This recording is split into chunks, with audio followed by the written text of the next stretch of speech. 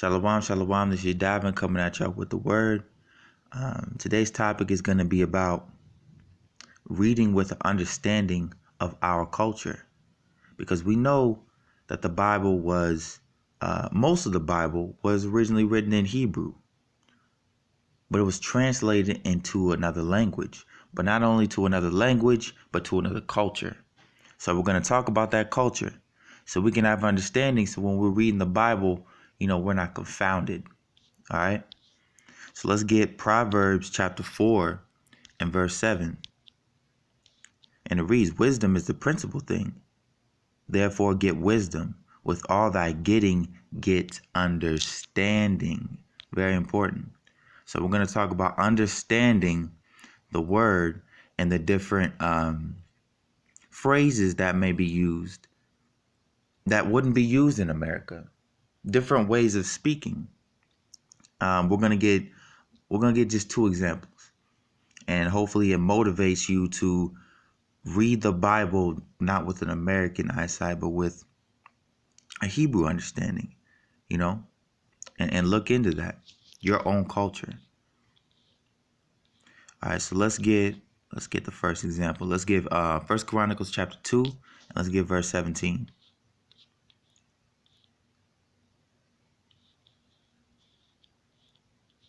All right, yeah, verse 17. All right, and it says, "And Abigail bare Amasa, and the father of Amasa," this is Amasa's father, "was Jether, the Ishmaelite."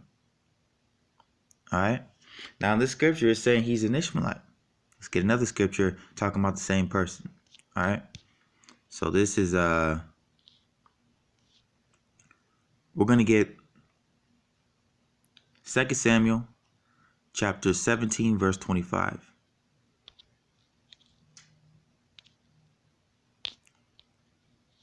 All right, 2 Samuel chapter 17, verse 25.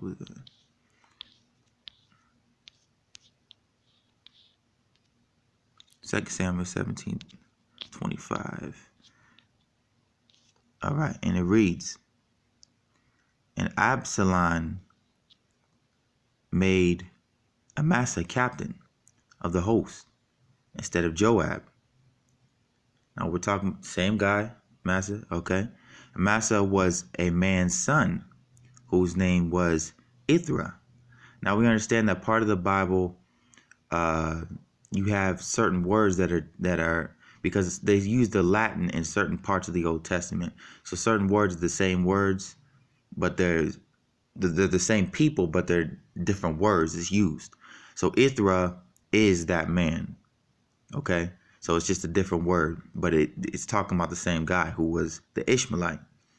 So whose name was Ithra, but it says he's an Israelite that went into Abigail, just showing we're talking about the same person.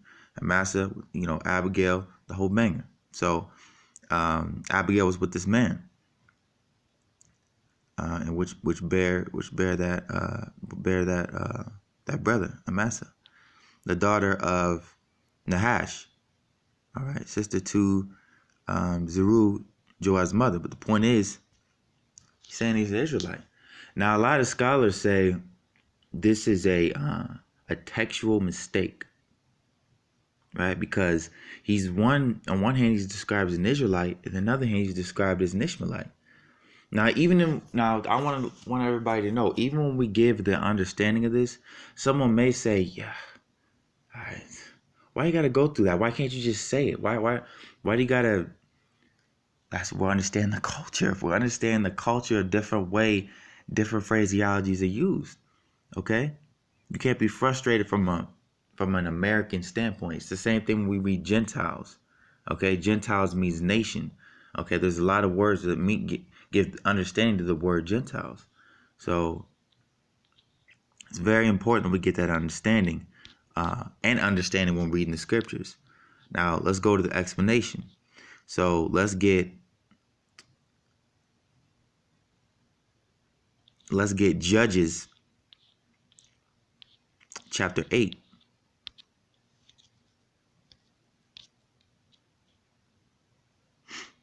All right, Let's see, where do I want to start at?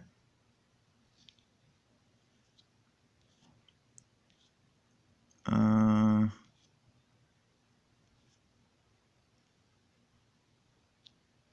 let's go up. Let's go up. Let's go up. All right.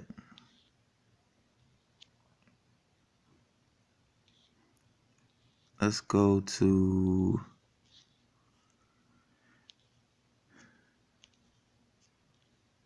Let's go to this one right here. Remember Jether? Same one in the same one in First Chronicles chapter 2 and verse 17. It's the same one as Ether. It's the same people. All right. So we're gonna read about who his father was, because we know he was the father of Amasa, but we're gonna see who his father was and see who he actually was. All right. I want to get something.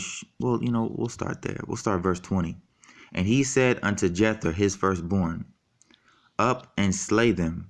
But the youth drew not his sword, for he feared, because he was yet a youth. Then Ziba and Zamunna said, rise thou and fall upon us, for as the man is, so is his strength. All right. And Gideon arose and slew Zebah, and took away the ornaments that were on the camel's neck. All right. Now Gideon was this young man's son. All right.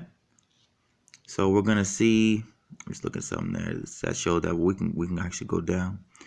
And then and the men of Israel said unto Gideon, rule thou over us, both thou and thy son and thy son's son, for thou hast delivered us from the hand of Media.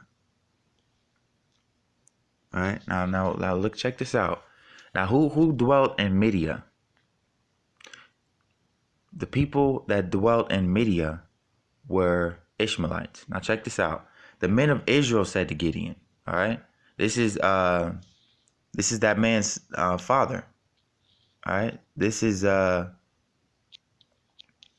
brother's father, Jether's father. All right.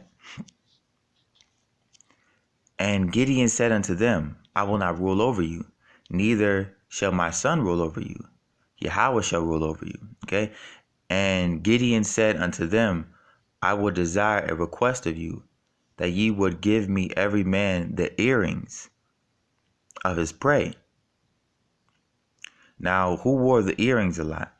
Ishmaelites. We wore them too, but Ishmaelites wore a lot of earrings. It says, for they had gold earrings because they were Ishmaelites. But if you go up here, it says the men were Israelites. So why was that brother called Ishmael? Because they were Israelites dwelling among the Ishmaelites, and they took on their ways.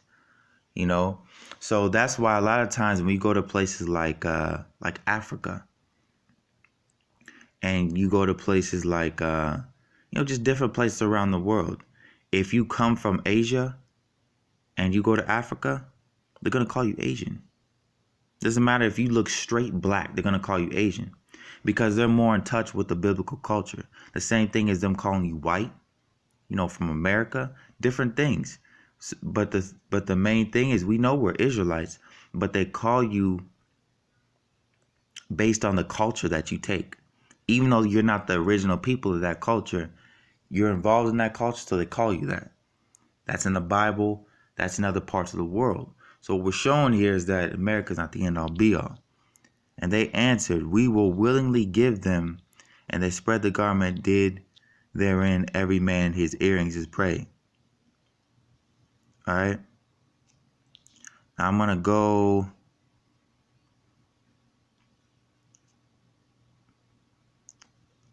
It said, and Gideon made an ephod thereof and put it in his city, even Ophir, and all went thither a whoring, and all Israel went there a whoring after it, which thing became a snare unto Gideon and to his house.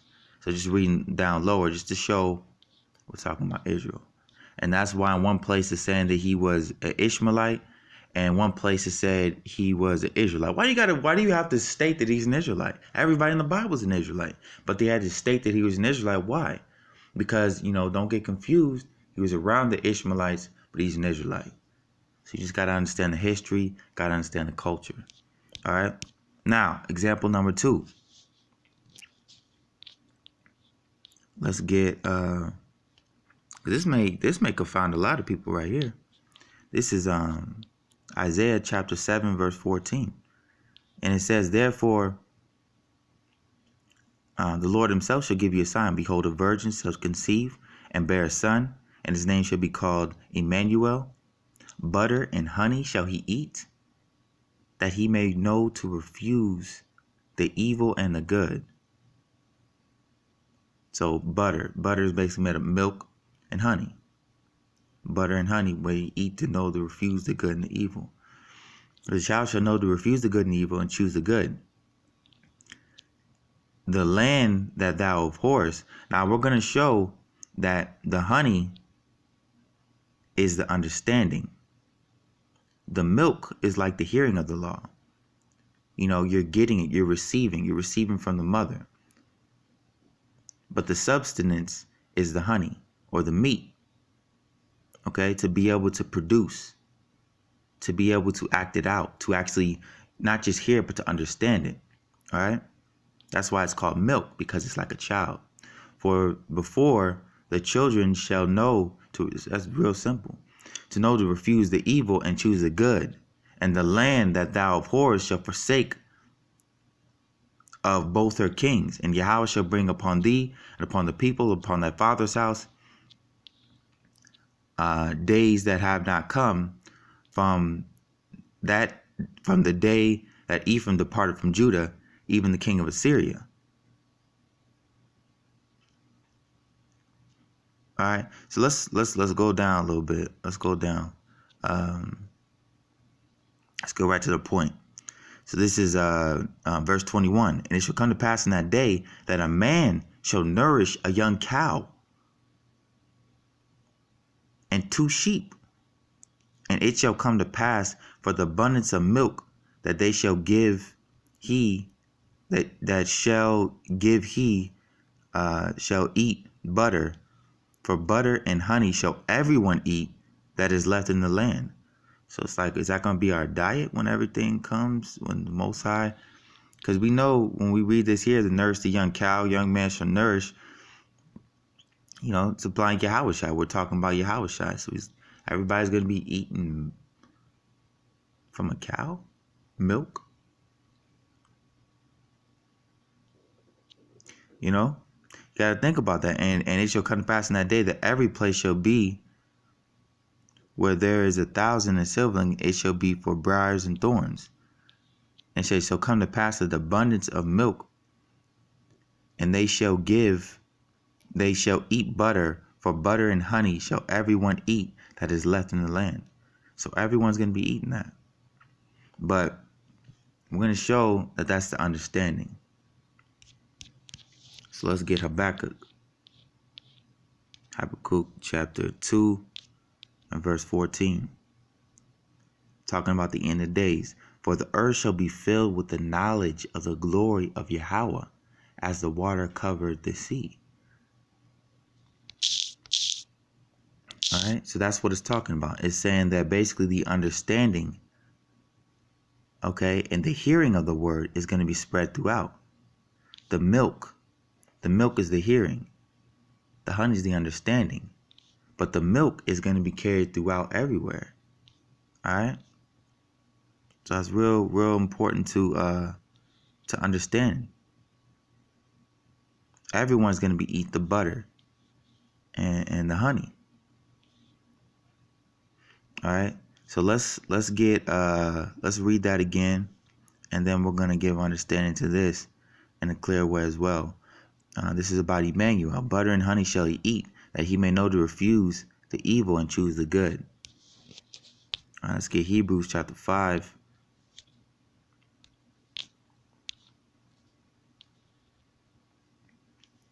All right. And let's get, let's start at verse 12.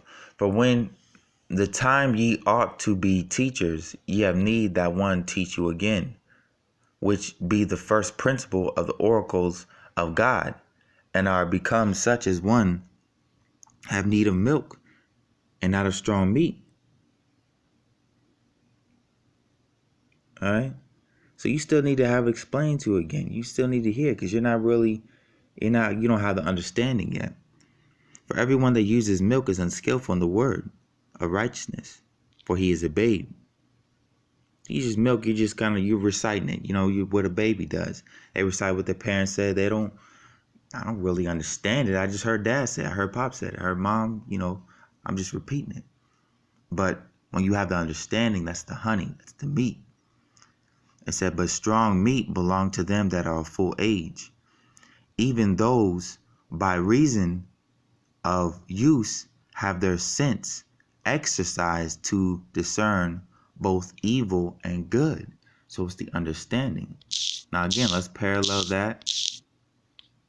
7 and 14.